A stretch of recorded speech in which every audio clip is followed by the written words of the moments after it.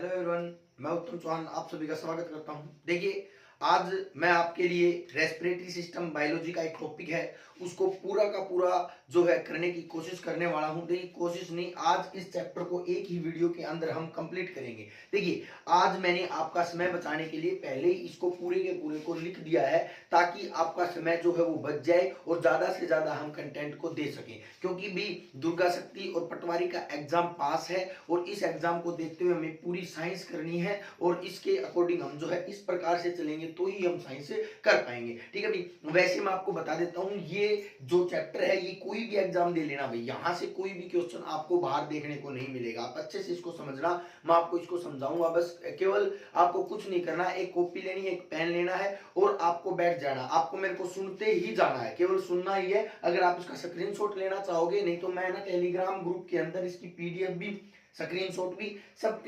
मतलब सब जितनी भी मटेरियल हो सकता है वो सारा का सारा मैं डाल दूंगा। ठीक है, इसलिए टेंशन मत लेना। तो स्टार्ट करते हैं हम रेस्पिरेटरी सिस्टम को। देखिए, रेस्पिरेटरी सिस्टम होता क्या है। देखिए, मैं श्वसन कर रहा हूं। देखिए, कोई भी अपन जब भी मतलब कोई भी व्यक्ति जीवित कब रहता है, जब वो रेस्पिरेशन करता है। रेस्पिरेशन का मतलब ये नहीं है कि वो केवल ऑक्सीजन को लेता है। वो ऑक्सीजन को लेता क्यों है, आपको ये बात जाननी जरूरी है। देखिए, मैंने क्या किया, ऐसे सांस लिया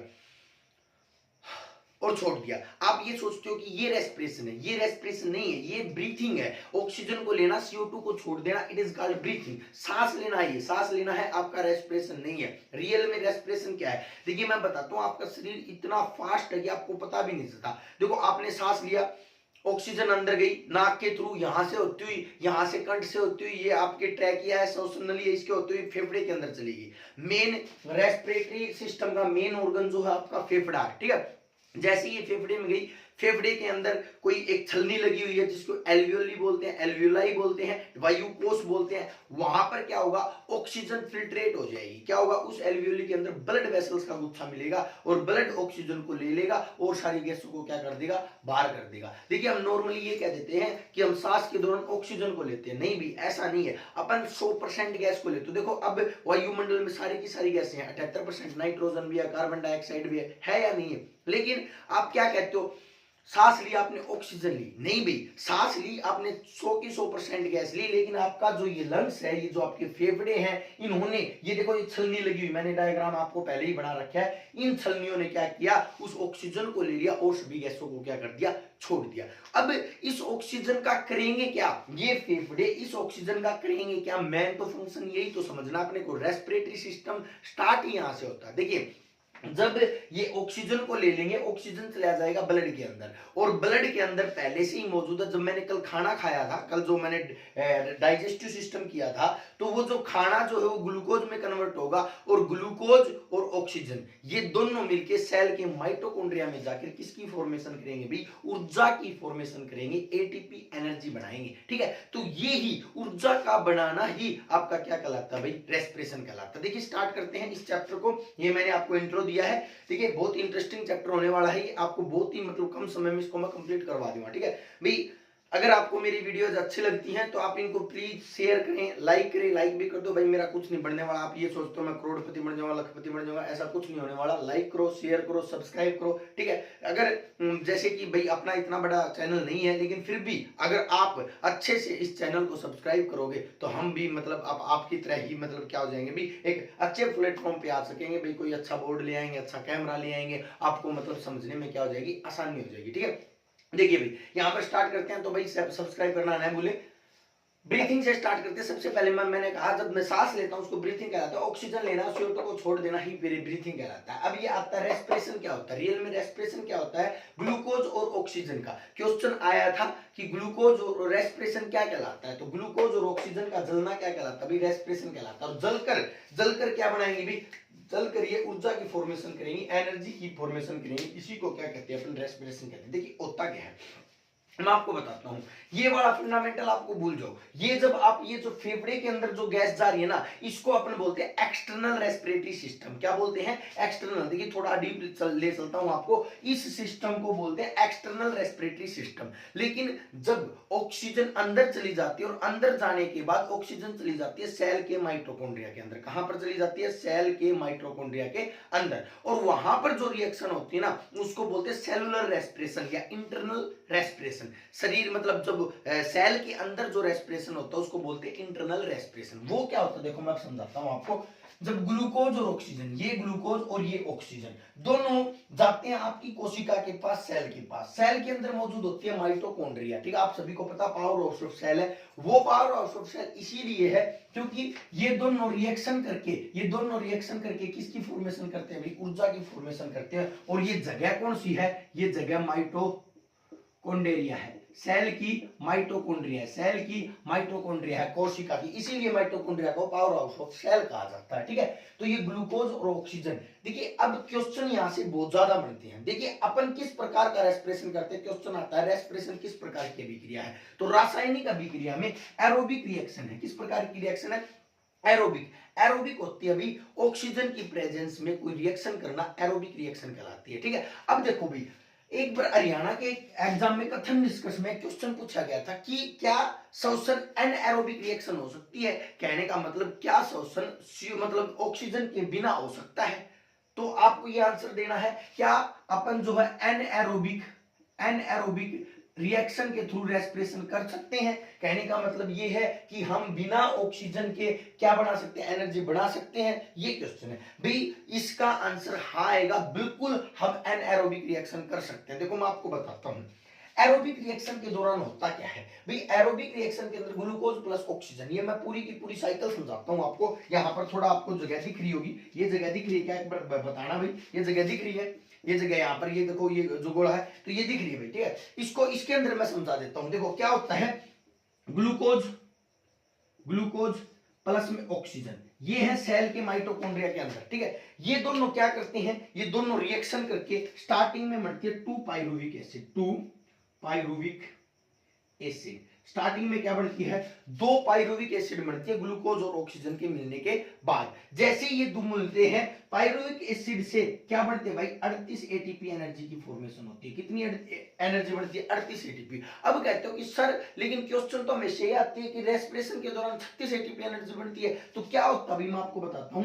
इसमें से 2 तो ना रिएक्शन के दौरान यूज हो जाती है, 2 तो कब यूज हो जाती है, जब रिएक्शन होती है ये तब यूज हो जाती है। अपने को कितनी मिलती है, 36 एटीपी ऊर्जा मिलती है। कितनी एटीपी ऊर्जा मिलती है, 36 एटीपी ऊर्जा मिलती है। इसीलिए हम कहते हैं श्वसन के दौरान कितनी ऊर्जा मिलती है, ठीक है। या फिर एरोबिक रिएक्शन के दौरान कितनी ऊर्जा मिलती है, या फिर माइटोकॉन्ड्रिया के अंदर रिएक्शन के दौरान कितनी ऊर्जा मिलती है, 36 एटीपी मिलती है। 2 यूज हो जाती है। कई बार ना एग्जामिनर कंफ्यूज करने के लिए दे देता है कुल कितनी ऊर्जा बनती है, तो कुल 38 ही बनती है। कुल कितनी बनती है, 38 बनती है, 2 यूज हो जाती है। अब ये पूरी की पूरी साइकिल है ना, ये पीछे से आपके एग्जाम में क्वेश्चन आया था, क्रेब साइकिल का संबंध किससे है, क्रैब साइकिल का संबंध किससे है, तो रेस्पिरेशन से है भाई। क्रैब साइकिल का संबंध, क्रैब साइकिल का संबंध किससे है भाई, क्रैब साइकिल का संबंध किससे है भाई, रेस्पिरेशन से। यही क्रैब साइकिल होती है भाई, ठीक है, और यही रेस्पिरेशन होता है। ऊर्जा का बढ़ना ही इंटरनल रेस्पिरेशन कहलाता है। अब देखो बेटा, ये ऊर्जा बनी है और ये है एटीपी। एटीपी की फुल फॉर्म पूछ ली गई थी एक बार एग्जाम के अंदर,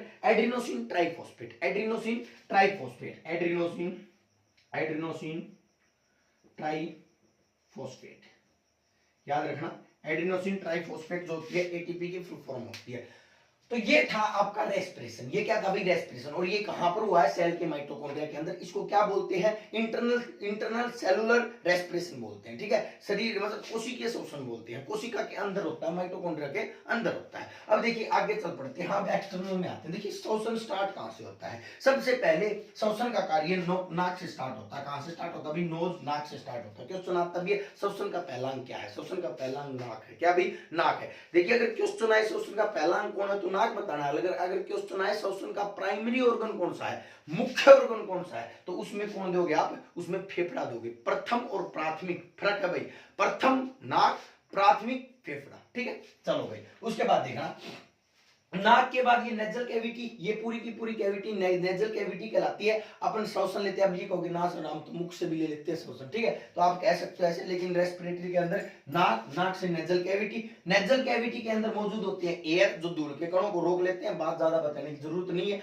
उसके बाद नाक के अंदर एक लिक्विड होता है जिसको बोलते हैं मुकस। ये क्वेश्चन आज तो क्या है कि नाक के अंदर पाया जाने वाला द्रव जो धूल के कणों को एब्जॉर्ब करता है उसको क्या कहते हैं, तो मुकस कहते हैं। क्या कहते हैं भाई, मुकस कहते हैं। उसके बाद जो आपका बढ़ता है फेरिक्स, फेरिक्स वो फेज होता है, देखिए ये भी क्वेश्चन आ चुका है कि श्वसन और पाचन दोनों का एक जो है मिक्स्ड ऑर्गन कौन सा है। तो यहां पर जो ना, यहां पर फेरिक्स, फेरिक्स होता है ये हिस्सा, ये वाला हिस्सा जो होता है ना, जहां पर श्वसन और आपका पाचन मतलब श्वसन और भोजन दोनों एक साथ चलते हैं, उसके बाद ये दो भागों में विभाजित हो जाती है, एक आहार नली और एक श्वसन नली, ठीक है। तो फेरिक्स कौन सा हिस्सा भी, जहां पर श्वसन भी होता है और जहां पर पाचन भी होता है, ठीक है।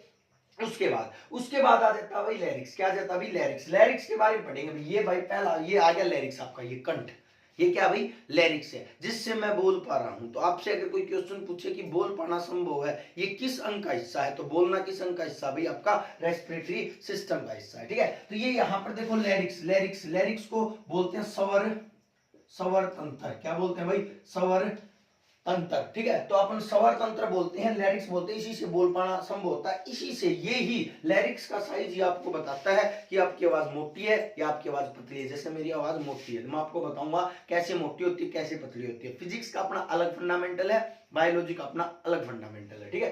देखो लैरिक्स होता है वॉइस कॉर्ड, इसका दूसरा नाम है, और दूसरा वॉइस बॉक्स, याद रखना। लैरिक्स, लैरिक्स आप गाते नहीं, लैरिक्स गाया मैंने, गाना गाया, लैरिक्स बोला, ठीक है। तो लैरिक्स, वोकल कॉर्ड और वॉइस बॉक्स, ये तीनों एक ही नाम है। कई बार क्वेश्चन आ जाता है वोकल कॉर्ड किसे कहते हैं। देखिए जितना लैरिक्स का साइज बड़ा होगा उतनी आवाज मोटी होगी। जैसे कि मेल का लैरिक्स का साइज 20 mm का होता है, तो आवाज कैसी होती है, मोटी होती है। जितना छोटा होगा उतनी क्या होगी भाई, पतली होगी, सुरीली होगी, मधुर होगी। आपको मैं बता देता हूं, लता मंगेशकर, आपने सुना भी होगा नाम, बहुत अच्छी मतलब सिंगर है, गायकर है, ठीक है। तो उसका जो लैरिक्स का साइज जो ना, उसके लैरिक्स का साइज कितना था भाई, 12.5 था। इसीलिए अमेरिका की एक साउंड कंपनी ने को उसने क्या किया, डोनेट कर दिया, डोनेट नहीं किया, उसने खरीद लिया साउंड कंपनी ने, कि हम है ना किसी और में इसका मतलब लैरिक्स को सेट करेंगे, ठीक है। अब फिजिक्स का अपना और फंडामेंटल होता है। फिजिक्स ये कहती है कि आवाज का मोटा या पतला होना साउंड की पिच पर निर्भर करता है। किसके ऊपर निर्भर करता है, साउंड की पिच पर। भाई ऐसा संभव नहीं है, अगर ऐसा होता ना तो कोई भी ऐसे इंस्ट्रूमेंट बना लेता और हर कोई लता मंगेशकर बना पाता, बोलो आया ना, समझ लो। पिच तो भाई किसी भी इंस्ट्रूमेंट के अंदर कोई भी मतलब अपन बना लेते, उसके अंदर पिच को बदल लेते अपन, लेकिन सारा फंडामेंटल बायोलॉजी के अकॉर्डिंग किसके ऊपर होता है, लैरिक्स के साइज के ऊपर होता है। कई पुरुषों का लैरिक्स का साइज कम हो जाता है तो उसकी आवाज महिलाओं जैसी हो जाती है, ठीक है। तो ये भी बात आप याद रखना, ठीक है। अब एक बार क्वेश्चन आया था भाई कि पुरुष की आवाज मोटी होती है, उसका रीजन क्या होता है। देखिए लैरिक्स तो होता ही होता है, लैरिक्स के ऊपर पुरुष के अंदर एक एप्पल, एडम्स एप्पल पाया जाता है। ये देखो ये बाहर निकले हुआ हिस्सा ना, कंठ सा, ये कंठ केवल पुरुषों में पाया जाता है या उन्हीं में पाया जाता है जिनकी आवाज मोटी होती है, जिनकी आवाज क्या होती है भाई, मोटी होती है। तो एडम्स एप्पल लैरिक्स का भाग है भाई, एडम्स एप्पल। ये बात याद रखना, लड़कों में पाया जाता है, पाया लड़कियों में जा सकता है, आवाज मोटी है तो उसको भी पाया जा सकता है, ठीक है भाई। उसके बाद देखना भाई, ये देखिए ये है ट्रैकिया, ये क्या भाई, ट्रैकिया, ठीक है। श्वसन की नली, श्वसन की नली जहां से आवाज आती है, ठीक है, इसीलिए इसको विंड पाइप बोलते हैं। क्या बोलते हैं बेटा, विंड पाइप बोलते हैं। इसकी लंबाई 12 सेंटीमीटर होती है। क्वेश्चन आ जाता है कई बार, और देखो क्या क्वेश्चन आ जाता है, ट्रैकिया से क्वेश्चन एक आ जाता है बहुत बार। देखिए अपना रेस्पिरेटरी ऑर्गन फेफड़ा है, लेकिन कीट जो होते हैं, छोटे कीड़े मकोड़े, इंसेक्ट्स कहते हैं जिनको, कीट जो होते हैं, कीट ट्रैकिया से श्वसन करते हैं। कीट किससे श्वसन करते हैं, ट्रैकिया से श्वसन करते हैं। जितने भी पशु पक्षी जो होते हैं वो किससे श्वसन करते हैं भाई, आपके लंग्स से श्वसन करते हैं, फेफड़ों से श्वसन करते हैं। कई बार क्वेश्चन आते हैं तो मेंढक किससे श्वसन करता है, तो भी जितने भी एम्फीबियन है, एम्फीबियन का मतलब जो जल और थल दोनों में रहते हैं, वो आपकी स्किन, गलफड़े और फेफड़ा तीनों से श्वसन करते हैं, ठीक है। मेंढक से क्वेश्चन पूछा जाता है, मेंढक में मेंढक एक एम्फीबियन है, ठीक है। मेंढक किससे कर सकता है, त्वचा से कर सकता है, स्किन से कर सकता है, ठीक है। गलफड़ों से कर सकता है, गलफड़े गिल्स होते हैं, ठीक है। और किससे कर सकता है भाई, और आपके फेफड़ों से कर सकता है। मैं आपको बता देता हूं क्या फंडामेंटल होता है। जब ये कीचड़ में होता है तो त्वचा से करता है, पानी में होता है गलफड़ों से करता है, और जब बाहर होता है तो फेफड़ों से करता है। जैसे कि मछलियों से क्वेश्चन आता है, मछली किससे श्वसन करती है, तो मछली गलफड़ों से श्वसन करती है। किससे श्वसन करती है भाई, गलफड़ों से श्वसन करती है, ठीक है। तो ये फंडामेंटल्स है, कुछ याद रखना, ठीक है। उसके बाद देखिए ट्रैकिया 12 सेंटीमीटर की होती है, आगे जाके दो भागों में विभाजित आ जाती है। क्वेश्चन आ जाता है कई बार कि ट्रैकिया आगे जाके किस भाग में विभाजित हो जाती है, उसको कहते हैं ब्रोंकी। क्या कहते हैं भाई, ब्रोंकी, ठीक है। ब्रोंकी। उसके बाद ब्रोंकी मल्टीपल भागों में विभाजित हो जाती है जिसको बोलते हैं ब्रोंक्यूल्स। क्या बोलते हैं भाई? ब्रोंकियल्स बोलते हैं। तो उसके बाद ये डिवाइड हो जाते हैं, ब्रोंकी किसमें चली जाती है? ब्रोंकियल्स में चली जाती है। ठीक है, यहाँ से क्वेश्चन आ सकता है, तो ऐसे ही आ सकता है कि ट्रैकिया का डिवाइडेड पार्ट क्या कहलाता है? ब्रोंकी कहलाता है। ब्रोंकी का डिवाइडेड पार्ट क्या कहलाता है? आपकी ब्रोंकिल्स कहलाता है। ठीक है, उसके बाद ब्रोंकिल्स के बाद ये बहुत ही ज्यादा एक गुच्छे के रूप धारण कर लेती हैं। ठीक है, और ये गुच्छे का रूप जो ना, ये ब्लड वेसल्स का गुच्छा है, इसको कहते हैं एल्वियोलाई। क्या कहते हैं? एल्वियोलाई। यहां पर देखना, एल्वियोलाई वायुकोश, और यहीं पर ऑक्सीजन फिल्ट्रेट होती है भाई। ऑक्सीजन फिल्टर कहां पर होती है? यही वायु की छलनी है, यही रेस्पिरेशन की छलनी है। ये क्या भाई? गैसों का आदान प्रदान होता है इसमें, ये गैसों को छानती है, छालना करती है, मतलब इसको अलग करती है। जैसे कि देखो इसके अंदर होता क्या है, इसके अंदर क्या होता है? एल्वियोली एक ब्लड वेसल का गुच्छा, और ब्लड के अंदर मौजूद है हीमोग्लोबिन। कौन मौजूद है अभी ब्लड के अंदर? हीमोग्लोबिन। और हीमोग्लोबिन की एक प्रॉपर्टी है, ये केवल ऑक्सीजन के साथ रिएक्शन करता है। ठीक है, तो वो केवल ऑक्सीजन को रख लेगा और सभी चीजों को कहां कर देगा? बाहर कर देगा। जैसे ही ऑक्सीजन हीमोग्लोबिन में आ जाएगा तो ये ब्लड जो है प्योर ब्लड कहलाएगा, शुद्ध रक्त कहलाएगा। कौन सा रक्त कहलाएगा? शुद्ध रक्त कहलाएगा। ठीक है, तो हीमोग्लोबिन ये जो था ना, ये किसको ले रहा था भाई? ऑक्सीजन को ले रहा था। एक बात याद रखना भाई, कहीं आप ये कहो कि सर ने ये कह दिया कि हीमोग्लोबिन केवल ऑक्सीजन के साथ रिएक्शन करता है, भाई ये एक और चीज के साथ रिएक्शन करता है। हीमोग्लोबिन कार्बन मोनोऑक्साइड के साथ ऑक्सीजन से 200 गुना तेज रिएक्शन करता है। कितनी तेज करता है भाई? 200 गुना तेज रिएक्शन करता है। इसीलिए कार्बन मोनोऑक्साइड सबसे जहरीली गैस है। सॉरी, कार्बन मोनोऑक्साइड CO के साथ 200 गुना तेज रिएक्शन करता है, इसीलिए कार्बन मोनोऑक्साइड सबसे जहरीली गैस है। ये बात आप याद रखना। ठीक है, तो हीमोग्लोबिन एक श्वसन वर्णक होगा। कई बार क्वेश्चन आ जाता है कि श्वसन वर्णक, श्वसन पिगमेंट क्या होता है? तो हीमोग्लोबिन होती है, क्योंकि श्वसन कौन करवाता है? ऑक्सीजन को कौन लेके जाता है? तो कौन लेके जाता है भाई? हीमोग्लोबिन लेके जाता है, जो आपका 13 से 15 ग्राम होता है। मनुष्य के शरीर में कितना होता है भाई? 13 से 15 ग्राम होता है। ब्लड का हिस्सा होता है, आरबीसी का हिस्सा होता है। ठीक है, अपन ब्लड के चैप्टर में इसको अच्छे से कर लेंगे। ठीक है, उसके बाद देखो एल्वियोली का कार्य है भाई गैसों का आदान प्रदान करना और ब्लड को शुद्ध करना। ठीक है, क्या करता है? देखो बेटा, जब अपन सांस लेते हैं तो सांस के अंदर 100% गैस अंदर लेते हैं। ठीक है, जिसमें 21% ऑक्सीजन है, नाइट्रोजन 78 है, कार्बन डाइऑक्साइड 0.03 है। लेकिन अब ये क्या करेगा? एल्वियोली के अंदर मौजूद है हीमोग्लोबिन, ये क्या करेगा? 4% ऑक्सीजन को रख लेगा अपने पास, क्योंकि इसकी कैपेसिटी इतनी है। 17 को बाहर छोड़ देगा, 17 को वापिस छोड़ देगा, केवल 4 को रखेगा। तो क्वेश्चन आता है रेस्पिरेशन के दौरान कितनी परसेंट ऑक्सीजन प्रयोग की जाती है? तो कितनी प्रयोग की जाती है? 4%। 4% प्रयोग कर ली किसने? हीमोग्लोबिन ने। और ये 4% ग्लूकोज के साथ मिलकर क्या बना देगी? आपकी एटीपी बना देगी। क्लियर? उसके बाद देखो, सांस छोड़ते अपन ऑक्सीजन को 17% छोड़ देंगे, क्योंकि 4% तो अपन ने यूज कर ली। CO2 को 4 से ज्यादा छोड़ देंगे, क्यों? 0.03 थी, और क्या नाम है, अपन किसमें कन्वर्ट करते हैं? ये ग्लूकोज बढ़ता है, ये सॉरी ये आपका ये बढ़ता है, और CO2 ही तो छोड़ते हैं अपन। ये इस रिएक्शन के दौरान क्या होता है? ऑक्सीजन लेते हैं और CO2 छोड़ते हैं। बोलो छोड़ते हैं नहीं छोड़ते हैं? तो ये क्या होगी? CO2 कितनी छोड़ देंगे अपन? 4%। कितनी छोड़ देंगे भाई? 4%। और नाइट्रोजन जितनी ली थी उतनी।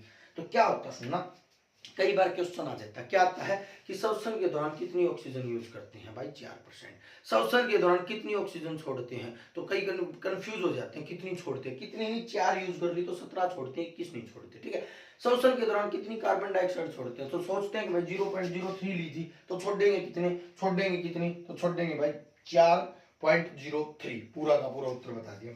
क्लियर भाई? तो ये आपका फंडामेंटल था सांस लेने का और सांस छोड़ने का। ये सारा कार्य कर कौन रहा है भाई? ये सारा का सारा कार्य आपका फेफड़ा कर रहा है। क्या कर रहा है भाई? फेफड़ा कर रहा है। मैं इसके ऊपर और चल पड़ता हूं भाई, फेफड़े के डायग्राम के ऊपर। अच्छे से देखना भाई डायग्राम को। डायग्राम ये है आपका, ये लैरिक्स था, ये आपकी मैंने आपको बता दी थी ब्रोंकी, ब्रोंक्यूल्स में डिवाइड हो जाती है, ये ट्रैकिया था। ठीक है, अब देखो ये इस प्रकार से फेफड़े का निर्माण होता है। 2 फेफड़े होती है, बात बताने की जरूरत नहीं है आपको। ठीक है, फेफड़ा थोरैक्स कैविटी में पाया जाता है, ये बात भी मैं आपको बता देता हूँ। फेफड़ा ये जो कैविटी होती है थोरैक्स कैविटी कहलाती है। ठीक है, और रिब्स के द्वारा, किन के द्वारा? पसलियों के द्वारा सुरक्षित रहता है। पसलियां होती है 12 पसलियां, रिब्स उनके अंदर सुरक्षित रहता है। आप लिखते रहना, साथ के साथ लिखते रहना, क्योंकि यहाँ पर बोर्ड में लिखने की जगह नहीं है। मैंने आपको स्टार्टिंग में ही बताया था, कॉपी लो, पेन लो, वीडियो को देखो और लिखते रहो। ठीक है, इसके अंदर देखो ये जो फेफड़ा है इसके अंदर एक लेयर पाई जाती है। देखिए एक बात याद रखना, मैं बार बार कहता हूं, एक रूट वर्ड याद रखो। रूट का मतलब एक लिंक याद रखो। फेफड़े का रूट वर्ड है प्लम। क्या रूट वर्ड है? PLE, प्ल्यू। प्ल्यू याद रखो, ठीक है, PLU याद रखो, ठीक है। तो फेफड़े का जो रूट वर्ड है वो है प्लू। क्या है? प्लू। तो देखो, फेफड़े के ऊपर मेम्ब्रेन पाई जाती है, उसको बोलते हैं प्लूरल मेम्ब्रेन। क्या बोलते हैं भाई? Pleural membrane. क्या बोलते हैं भाई? Pleural membrane. हो जाएगा याद। फेफड़े के अंदर द्रव पाया जाता है, उसको बोलते हैं प्लूरल लिक्विड। जो फेफड़े के अंदर द्रव पाया जाता है, कई बार क्वेश्चन आता है ना, फेफड़े में पानी भर गया, ठीक है, ये जो है इसके अंदर प्लूरल लिक्विड की मात्रा क्या हो जाती है? ज्यादा हो जाती है, ठीक है। तो द्रव पाया जाता है प्लूरल लिक्विड। फेफड़े के अध्ययन को क्या कहते हैं? तो क्या नाम है? पल्मोनोलॉजी। पल्मोनोलॉजी। फेफड़े से निकलने वाली आर्टरी को क्या कहते हैं? Pulmonary artery. फेफड़े के अंदर जाने वाली आर्टरी को क्या कहते हैं? पल्मोनरी वेन, ठीक है। तो ये सभी पल्म रूट वर्ड जो है रिलेट करता है किससे? आपके लंग्स से, फेफड़ों से। ये बात याद रखना, ठीक है भाई, क्लियर भी। फेफड़ा, ये फेफड़ा, ये फेफड़ा, ये राइट फेफड़ा होता है, ये लेफ्ट फेफड़ा होता है। वैसे वो राइट होता है, ये लेफ्ट होता है, लेकिन ऑर्गन की फॉर्म में ऑर्गन आपकी तरफ फेस किए हुए हैं, ठीक है। राइट हिस्सा जो होता है वो बड़ा होता है, ये बात याद रखना। एक बार क्वेश्चन आया था ये। लेफ्ट हिस्सा थोड़ा छोटा होता है, ठीक है। यहां पर फेफड़ों के नीचे जो है मतलब एक कार्टिलेज का एक मतलब ऑर्गन होता है जिसका नाम होता है डायफ्राम। क्या होता है भाई? डायफ्राम। तो एक बार क्वेश्चन आया था, फेफड़ा किसके ऊपर रखा हुआ होता है? तो किसके ऊपर रखा हुआ होता है बेटे? डायफ्राम के ऊपर। जैसे ही अपन सांस अंदर लेते हैं तो ये डायफ्राम नीचे की तरफ जाता है।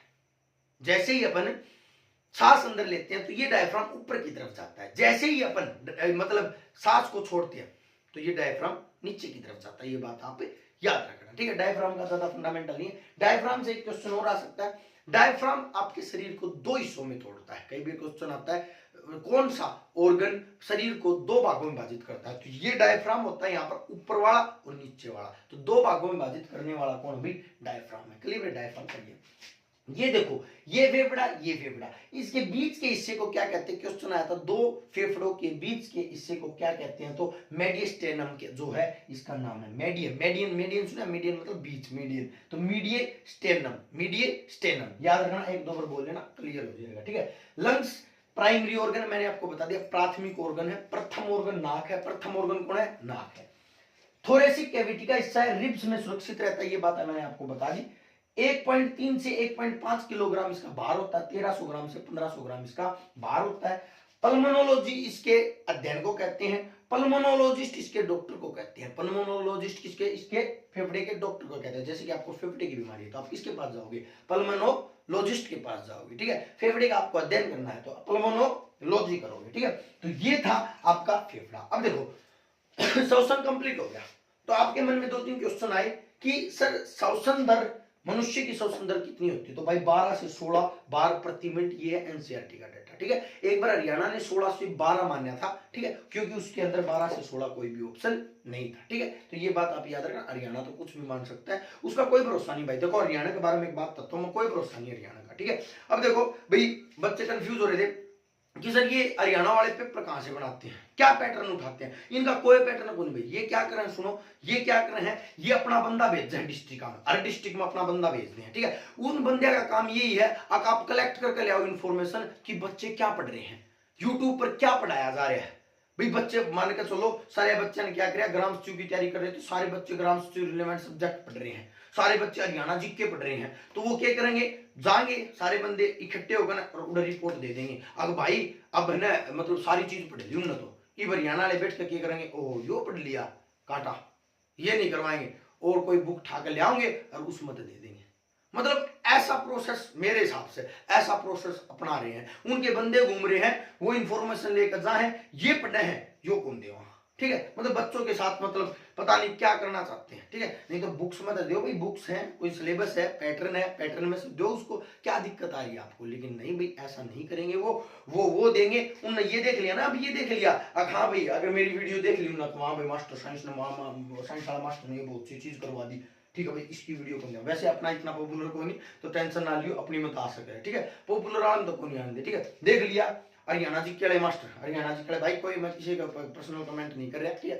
हरियाणा जी के मास्टर देख लिए, हाँ ये हरियाणा जी के मास्टर आए थे एसआई का विरोध करने, सारे के सारे इकट्ठे हो गए थे, इनकी मरोड़ गार्ड ने हरियाणा जी के ना दी हरियाणा पुलिस के पेपर में, ठीक है।